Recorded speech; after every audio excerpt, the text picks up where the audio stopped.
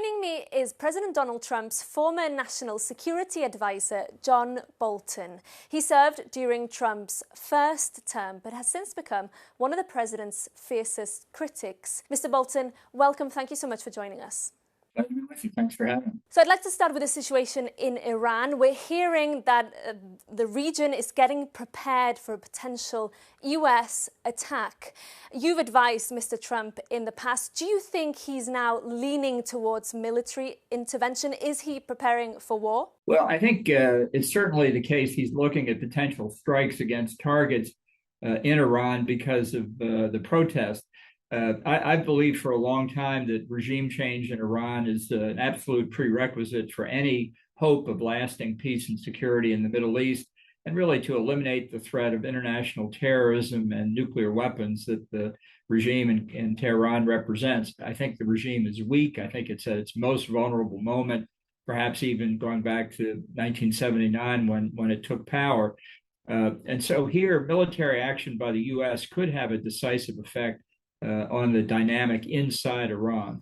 But you mentioned targeted military strikes. But if the end game here is to finally topple the Ayatollah's regime, is that enough? Well, I think the targets to look at, obviously taking out whatever air defenses remained for Iran and or new ones the Russians may have supplied. But then I would look at striking the headquarters of the Revolutionary Guard, military bases of the Guard, the besieging militia that has been instrumental in repressing the population, the Iranian Navy, the nuclear program, the ballistic missile program. And I think that would further debilitate the regime, and it would show to the opposition, we're not trying to harm Iran itself. It's the regime that's the target. It would give the opposition clear indication that the U.S. and the rest of the outside world are watching.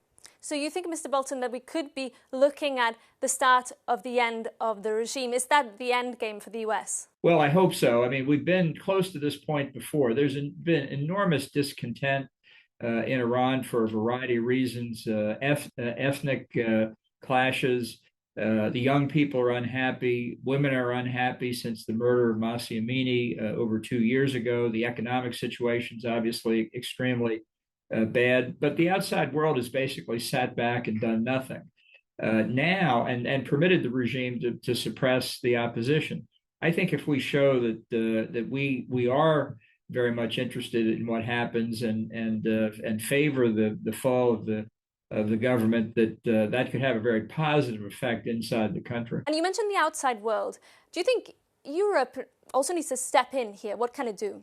Well, Europe hasn't done much of anything, unfortunately. I think they should be working with the United States. We should all be working more with the opposition to provide resources, communications, for example, to help them coordinate better inside Iran. I think the situation is different now for a couple of reasons. Number one, the protests after the murder of Mahsa Amini for neglecting to wear the hijab that the Ayatollahs prescribed was not just an issue about the dress code. The regime's basis of legitimacy is that it speaks the will of God. And when people say, well, we don't think wearing the hijab comes from God, it comes from the Ayatollahs, you're just not attacking that issue. You're attacking the very legitimacy of the Ayatollahs themselves. And that influence is still there. Plus, this time, the economic circumstances in Iran are really bad, worse than ever. And that's why the protests are so widespread countrywide at this point. We hear Trump talking about coming to the aid of the Iranian people. We heard similar language when it came to Venezuela, yet Mr. Trump seems to be completely comfortable at the moment with having Nicolás Maduro sit in a New York prison while his vice president, Delcy Rodriguez, is at the helm in Caracas. She is a key figurehead of the Maduro regime. So when you look at Venezuela, do you think Trump is really interested in changing autocracies into democracies? Or is it really, at the end, all about oil and the strength of the dollar and so on? Well, it's not really clear what Trump is interested in. I think we're on the verge of squandering an opportunity in Venezuela. I'm glad Maduro has been captured, but the regime in power in Caracas is the Maduro regime without Maduro. And if we're not careful, that regime will entrench itself. And The people will still not be able to take control of the government. And it will also mean that there's not going to be any substantial external investment in Venezuela in the oil industry. So the poverty there will continue. Trump himself tweeted to the Iranian opposition, take control of your institutions. Well, that's what he should be saying in Venezuela as well. That is how you help overthrow the repressive regime. He is due to meet the opposition leader, Maria Corina Machado, very soon. Do you think that could change anything, or is Trump really not interested in a proper democratic transition in Venezuela? Well, I think this is a good opportunity for Machado to say, look, if you don't have representative government in Venezuela, you're never going to have a rule of law society. You're going to be subject to the arbitrary will of the Maduro regime. And those circumstances mean foreign investors are not going to come in. They're not going to risk, especially in the oil sector, billions of dollars of investment that some dictator can just grab away from them. So for Trump's own purposes, putting the opposition in Venezuela in power is important, and perhaps she can persuade or explain to him why that's important. If he fails to do that, is that a strategic failure for the US, do you feel? I think it could well be. I think what the regime in Caracas is doing now is shoring up its support from the military, the police, the colectivos, the motorcycle gangs that they use to intimidate the population, and strengthening their position, talking to China about China exploiting Venezuela's oil. So the moment's not lost yet, but it's just a clear mistake to stop with Maduro. And on Greenland, Trump has recently said that anything less than US control of that territory, which belongs to the Kingdom of Denmark, is unacceptable to him. Do you think he's willing to use force, military force, to seize that territory? Ultimately, I don't think he will. I think just the talk, though, of using military force is costing the U.S. in terms you can't even calculate, in terms of trust and good faith and our reputation. And we can say there's a new poll out today that shows exactly 8% of the American people favor the use of force to take Greenland. I'd like to ask that 8% if they even know where Greenland is. Yet he seems to be doubling down, Mr. Bolton. He seems to be turning his back on diplomacy. His language is very clear. What could this mean for the US reputation if he does move ahead with a seizure? And what could it mean for the NATO alliance? Well, I think it's a disaster for the United States, as I say, that we're even talking about this, and it would be infinitely worse if he did try and use military force. I think there'd be a political earthquake in this country. There is essentially zero support, and certainly in Congress, it would be a matter of grave concern. And I think many people believe that if it happened, it would be the end of the NATO alliance and doing grave damage to U.S. national security, not to mention the other NATO allies. In the end, will we just see something more transactional? Do you think he'll opt for a deal, for example, by paying a lump sum to Greenlanders or striking some kind of agreement with the Danish government? Is he pushing here for a sale? Well, he will want to be able to declare victory on something because, after all, the world is divided into winners and losers, and he always wins.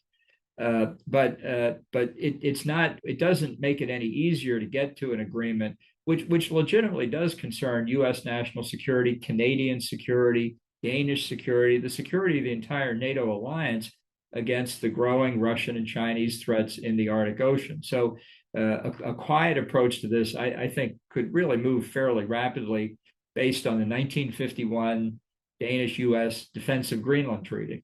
I'd like to ask you about Ukraine. Trump has been pushing for a very rapid deal to end Russia's war. It doesn't seem to be coming. Europeans have pledged to very specific security guarantees by now. Do you think Trump is willing to do the same?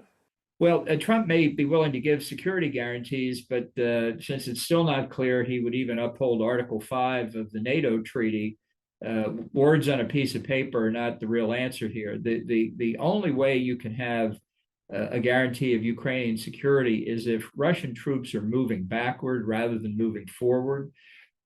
So I'm worried about the whole ceasefire approach. I'm afraid it may give Russia an advantage. And that in Europe, people think if we can get a ceasefire, that's a real answer. It's not. It just gives Russia a pause to regroup, rebuild its army, refurbish its economy. Putin wants a Russian empire. He's told us this for 20 years. And in that kind of nationalist thinking, there's no Russian empire without the whole of Ukraine. That's what Putin wants. Do you think there's a risk here that Trump is losing patience and will sell out the Ukrainians? Well, I think he's losing patience because it's not getting him the Nobel Peace Prize that's really the end objective for him on almost everything we've been talking about. I don't know that it would necessarily mean he would sell out Ukraine. He might just withdraw from the issue because it's not making him a winner.